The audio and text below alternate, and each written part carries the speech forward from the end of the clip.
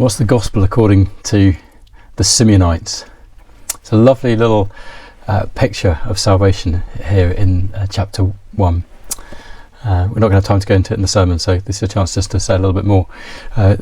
In verse 2, Judah is told that by the Lord that Judah's the tribe to go up and to lead Israel to the land that the Lord is giving to them, to Judah, the royal tribe from Genesis 49, the tribe that Jesus would come from. And Judah then has said to the Simeonites, their fellow Israelites, come up with us into the territory allotted to us to fight against the Canaanites. Now there's a backstory to Simeon and to Levi from Genesis chapter 34. They had sinned terribly. The nature of their sin was that to get revenge on the tribes around who dishonoured their sister, they deceitfully, in a sense, evangelized or covenanted together with them using God's special covenant sign of circumcision. They said, come and be circumcised and you can come and be part of us, and then you can marry our sister, come on in. And then when all the men were in great deal of pain from being circumcised, they slaughtered them with the sword. It was an act of violence.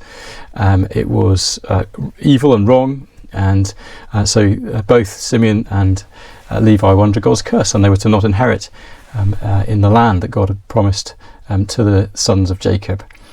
Levi comes out from under that curse by God's grace to serve in the temple. He wasn't going to have any land, but was to have the Lord as his inheritance, and the tribe was to be provided for by the other tribes through their support of the tabernacle.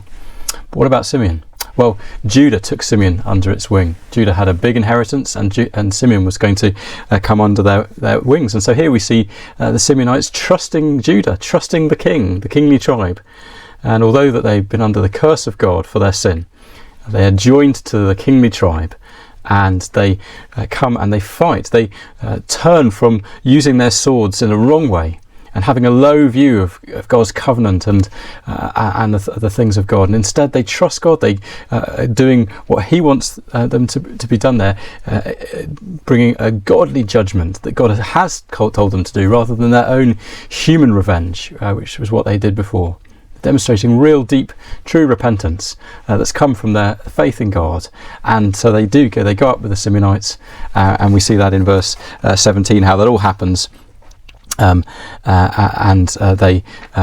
take the land and they destroy the cities of wickedness. So it's a lovely picture, isn't it, of how those in sin and under sin's curse, joined to the King Jesus in real faith that leads to repentance, are brought into a great inheritance that Jesus shares with us. That's the gospel according to the Simeonites.